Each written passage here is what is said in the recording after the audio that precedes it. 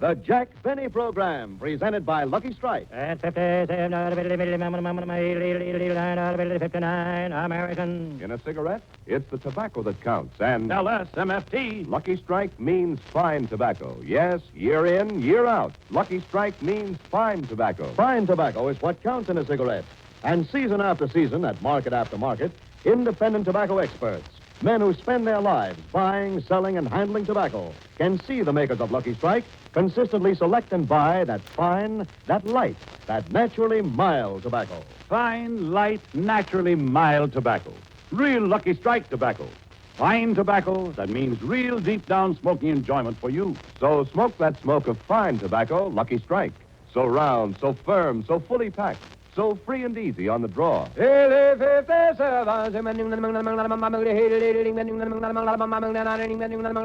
American.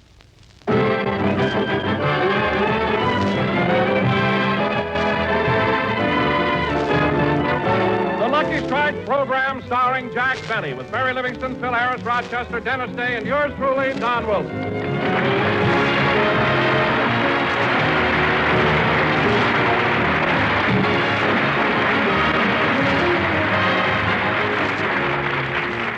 Ladies and gentlemen, again, it's Sunday, so let's go out to Beverly Hills to Jack. Wait a minute. Every week it's the same thing. Let's go out to Beverly Hills to Jack Benny's house. Why don't we go to somebody else's house for a change? Yes, why not? Let's go out to the home of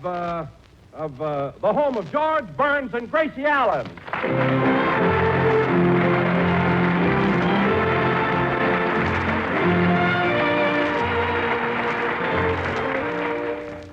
George, what are you doing?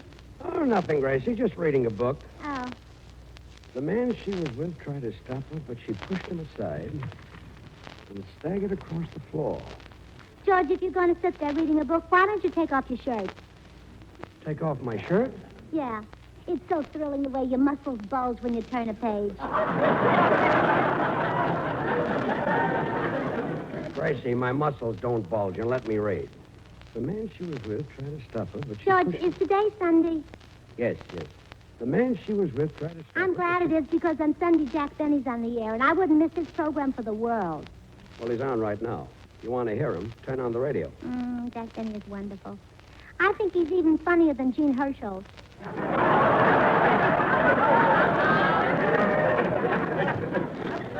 Gracie, he's on right now. Gene Herschel? No, Jack Benny. Oh, Oh, yes. I wouldn't miss him for the world. You know, George, if Sunday came around and I didn't listen to Jack Benny's program, I'd kill myself. Gracie, turn on the radio. You can hear him. But if I killed myself, I wouldn't be able to hear the program next Sunday. And the program next Sunday would probably be better than the program I killed myself over. So that's why I make it a point never to miss Jack Benny. Okay, I'll turn it on for you.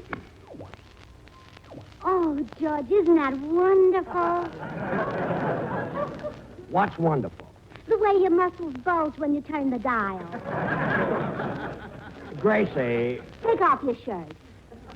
Gracie, will you please keep quiet so I can get Jack Benny's program? And, Don, when I walked into the library and I said to Rochester, what are you doing with those goldfish in your hand? What do you think he said to me? I don't know, Jack. What did he say? Well, Rochester looked right in my face and said, Gracie, why did you turn off Jack's program? Well, I wanted to tell you that if you hadn't reminded me that today was Sunday, I would have missed him.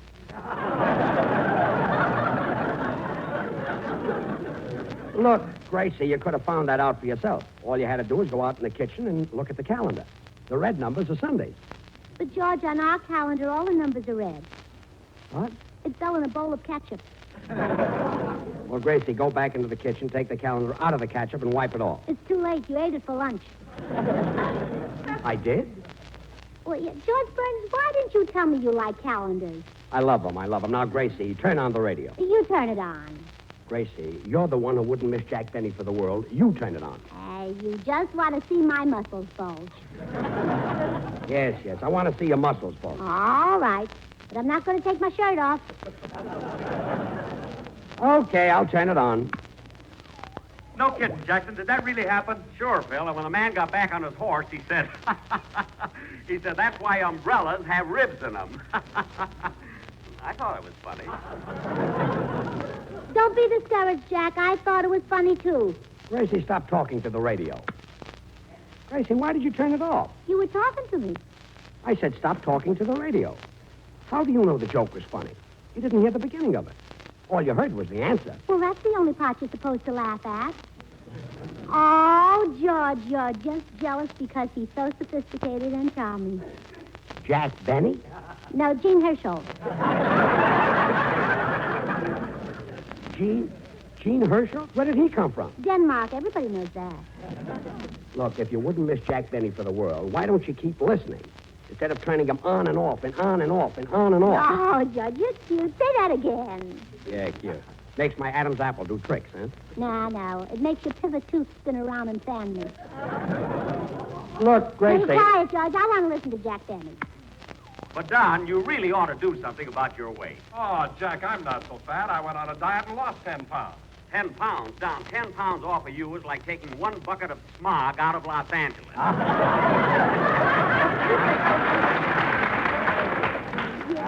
Quiet, George. I want to hear the end of the joke.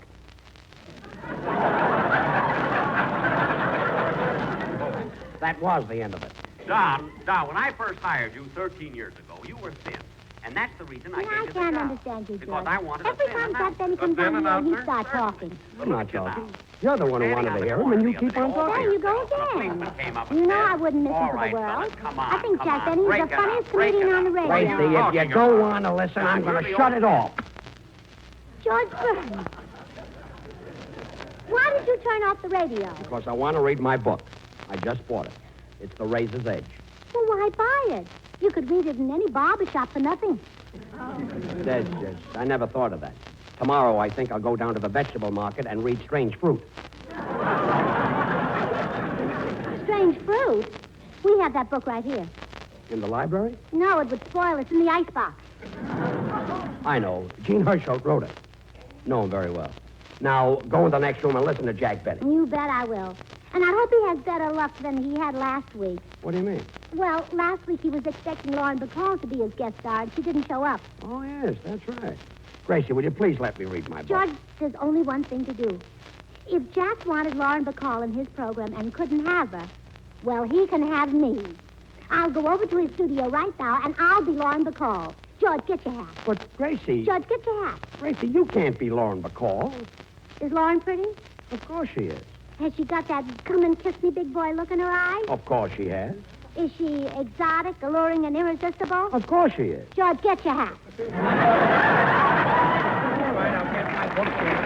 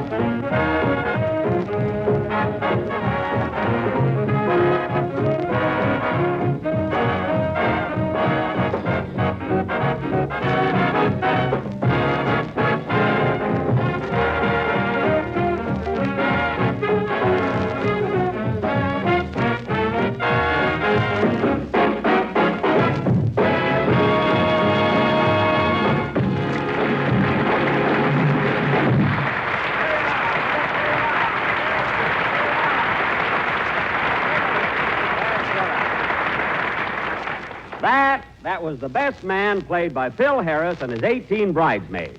And now, Hey, ladies Jackson, and just gentlemen... once when I finish a number, can't you say something nice? Not about the music, just about the boys. You'd have to make that crack about the bridesmaids. Phil, when 18 men come to a broadcast wearing nightgowns, it calls for a comment. Believe me. Them ain't nightgowns. Oh, them ain't, huh? Phil, it's not them ain't. It's they aren't. Wow. Get a load of my little boss. He's gone crepe Suzette. Phil, you don't even know what a crepe Suzette is. It's a Pasadena tortilla. Well, Phil, for once, you're right. Sure, I'm right. Everybody ain't as stupid as you are. Stupid? Well.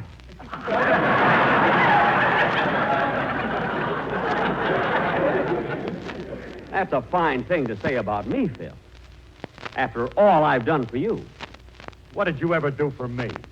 What did I do for you, Phil? 11 years ago, I happened to be in Memphis, Tennessee, and I dragged you out of a bar, brought you out to Hollywood, put shoes on you, stood you in front of 18 musicians, put a stick in your hand, and because you already had the shakes, you thought you were leading them.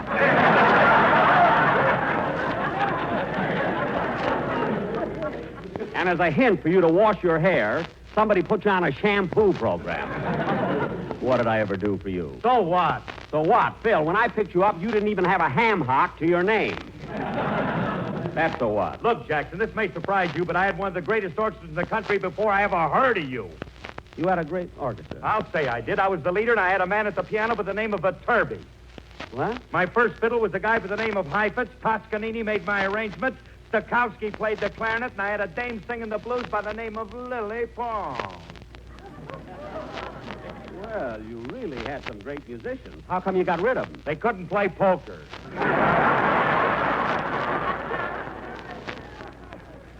Oh, sure.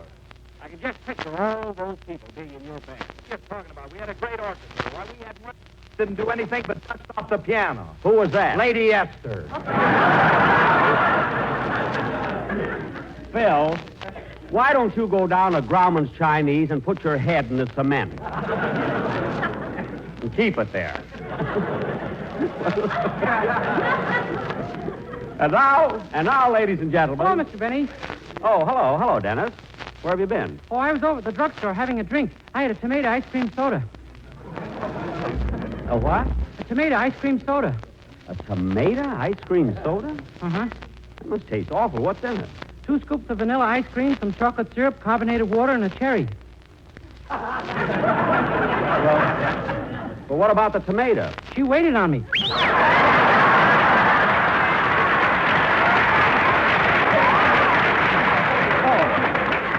I see. I see, kid. You're making up a little joke. Yeah, I make up jokes all the time. I know. Now, come on, Dennis. Let's have your song. You're not the only comedian in the world, you know. Dennis, I never said I was. I mean, Edgar Bergen, Bob Hope, Jack Haley, Eddie Cantor. And Gene Herschel. Dennis, Gene Herschel isn't a comedian. He's on the radio as Dr. Christian. Oh, yeah. Dr. Christian, come down. Dennis. Dr. Christian, I'll see you swinging from the highest yardarm in the British... Now, cut that out!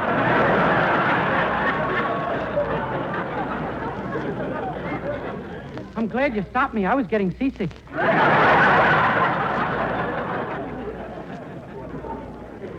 Now, come on, Dennis. Let's have your song. Okay. Oh, Jack, before Dennis's song, how about the commercial? Oh, yes. I'm sorry, Don, the commercial. I have the quartet right here. Don, last week the quartet didn't show up, and we got along very well without them. And I think we can get along without them this week, too. Oh, now, wait a minute, Jack. You pay the sportsman $500 a week, don't you? Yes? Well, Jack, they took the whole $500 and spent it on this week's arrangement. They spent their whole salary? Gee. Fellas, what do you live on? From the looks on the one on the end, it must be fattening. Well, all right, Don. If they're that sincere about it, I'll listen to it this time. But I'm warning you. Now, Don, I'm warning you. This time it better be good. I'll say it's good. All right, fellas, the Anvil chorus. Wait a Take it, minute. boys.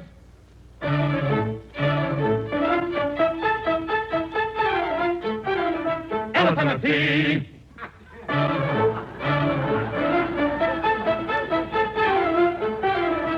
L-M-P.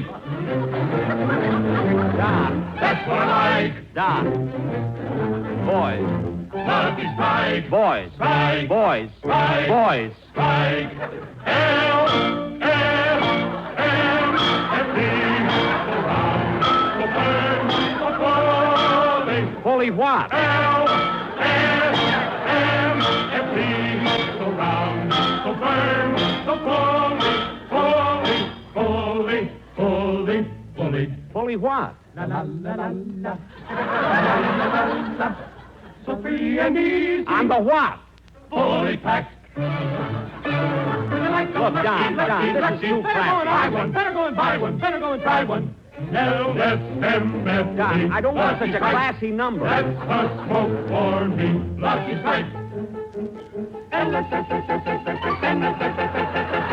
wait a minute, Don. This is not what I want, Don, believe me. Don, fella, wait a minute, boy. Wait a minute, fella. Wait a minute, boy. Look. Wait a minute!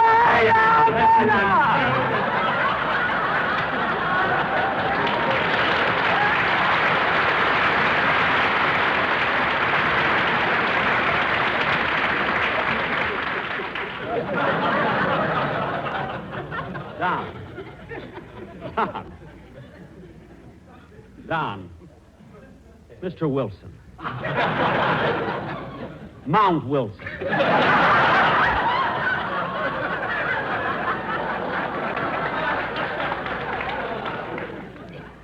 Don, is this the arrangement they spent $500 for? Yes, the anvil cost them $300. Well, tell them to take their anvil and get out of here. Now, come on, fellas. Out, out, out. See? Dennis, that was last week. Now, come on, let's have your song. Okay.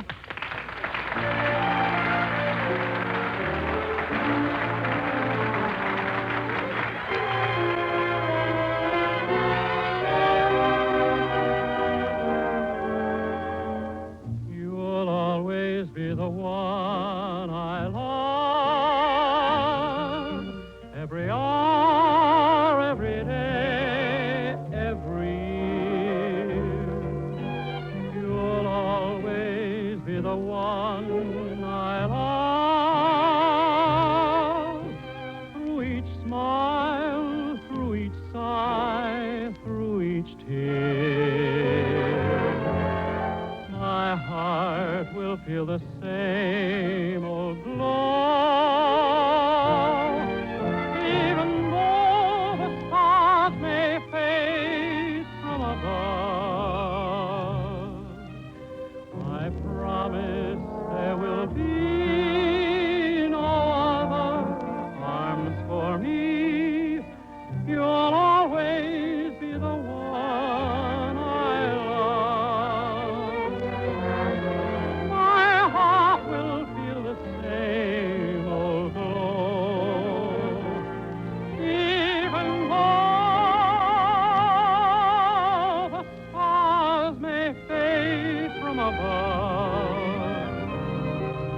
I promise there will be no other arms for me.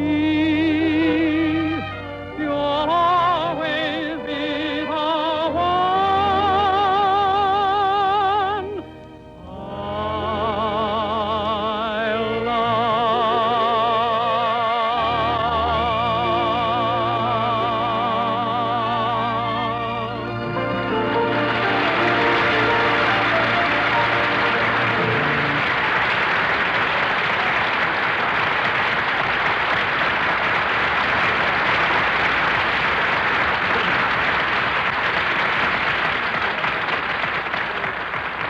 I That was You'll Always Be the One I Love by Ticker Freeman. And sung by Dennis Day. And it was really swell, Dennis. It couldn't have been sung better. And now, What's wrong with Dick Hames?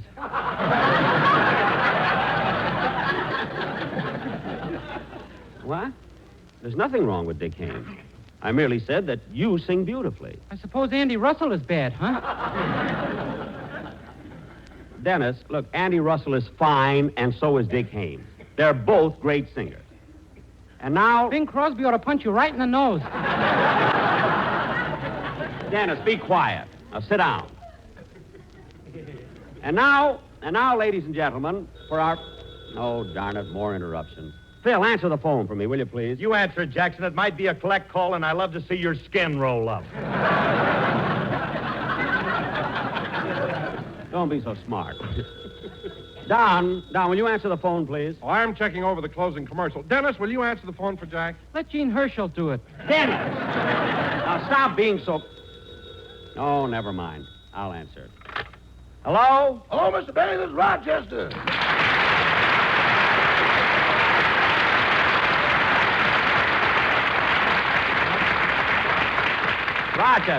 Rochester, what do you want? The dry cleaner is here. Are there any suits you'd like to have cleaned or pressed? Yes. Now, let me see. How about your blue double-breasted one, boss? I'm wearing that. Give him my gray gabardine. I'm wearing that.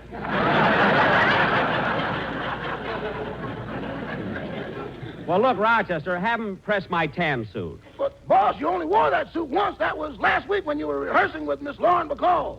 I know. She steamed the crease out of it. Look, Rochester, have him press that suit and tell him to let the pants out 2 inches. Better let out more than that, boss. No, the pants aren't that tight. They're not. Remember what happened last week when you bent over? Rochester. If UCLA could have broke through like you did, they'd have won the game.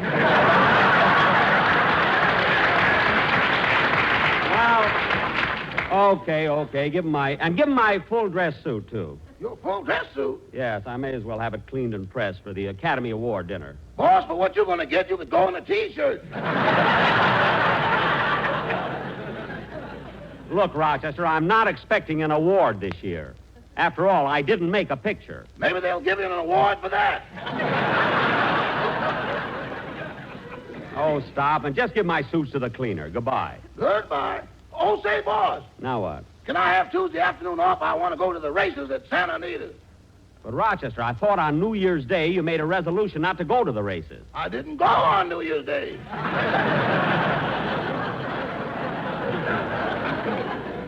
No. Anyway, the reason I want to go Tuesday is because I got tips on 2 wonderful horses, Texas Sandman and Namby Pass. Oh, are they good horses? Well, Texas Sandman is by Shifting Sands out of Swamp Queen. Uh-huh. And Namby Pass is by Bypass out of Sweet Nancy. Well, all right, Rochester, you can go, but you can't use my car this time. Take a yellow cab. A yellow cab? Yeah, that's by Rapid Transit out of General Motors. Now, goodbye. Goodbye. I can't understand Rochester. He makes a New Year's resolution not to go to the races and then breaks it. Say, Jackson, I was at the races yesterday, and I bet on a horse called Fit Shampoo. Fit Shampoo? Yeah, the dandruff came off him so fast the other horses thought they were snowbound and froze to death. Oh, Harris, when you come home, Alice must think she's in Wonderland. U.W. Look, Wanga, Phil. Hey, Mr. Benny. What? I once bet on a horse named Colgate. Dennis, let it go, will you? He came in first, and I got my own show. Oh, Dennis, when you come home, your mother must think she's in a nut house.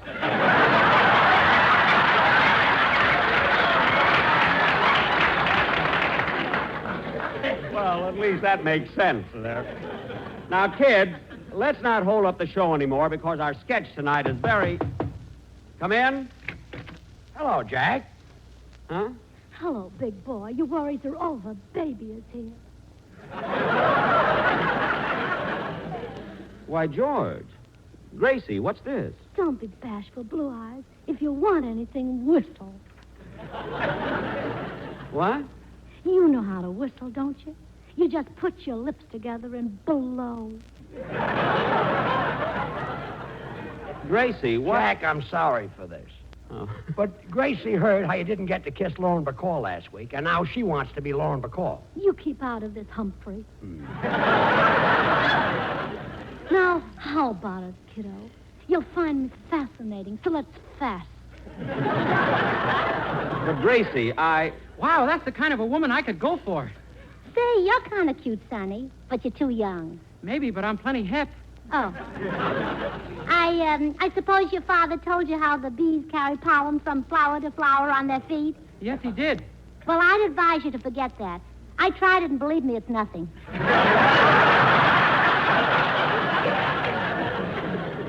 Look, Gracie, I know you meant well in coming over, but I'm trying to do a program. That's right, Gracie. You're embarrassing Jack trying to kiss him. Let's go home.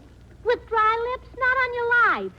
Look, Gracie, if you really want to be kissed, why don't you forget about Jackson and grab yourself a hunk of glamour like me? Take it easy, Curly. Take it easy. There's plenty to go around. For goodness sake, Gracie, do you know what you're saying? No, but I love it. Now, come on, Jackson. Now, Gracie, you're holding up my program. Anyway, I can't kiss you right under George's nose. You can, but you won't like it that way. Oh. Gracie, stop all this nonsense and let's go home. No, George, we can't go now. Lauren Bacall disappointed him, and I'm not going to let him be disappointed again. Gracie. Kiss me, Jack. Gracie. Gracie, let me go.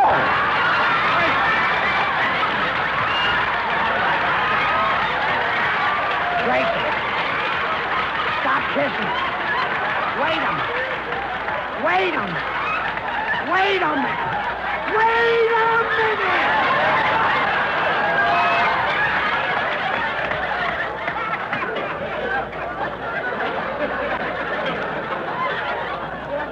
Wow, what a kiss.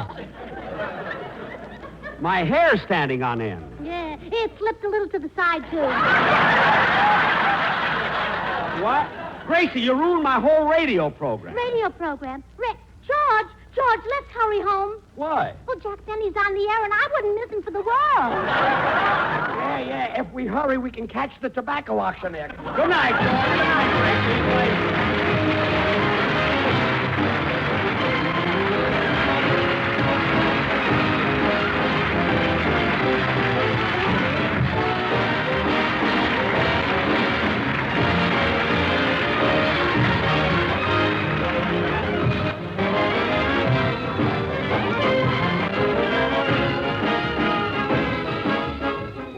Ladies and gentlemen, because the majority of America's hospitals are understaffed, once again an urgent appeal is being made for student nurses.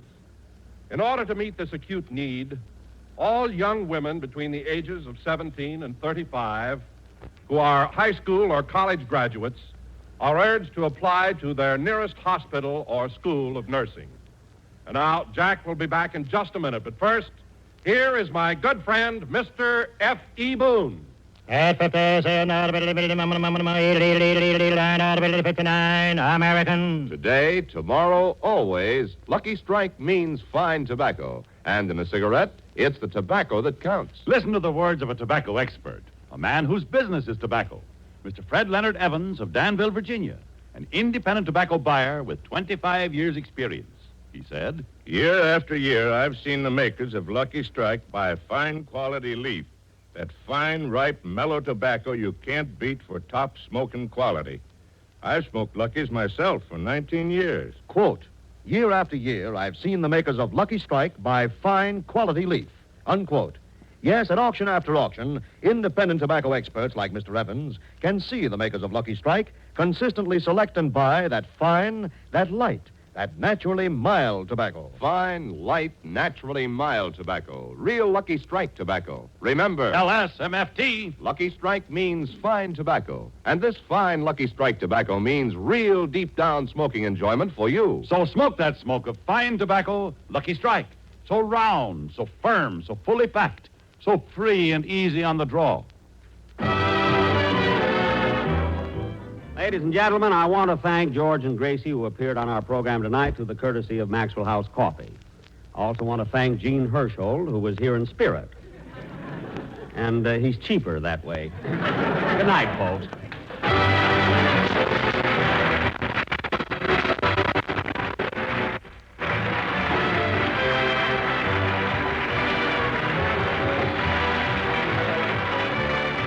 This is NBC, the National Broadcasting. You've been listening to the OTR Gold Network. Find more classic radio at otrgold.com.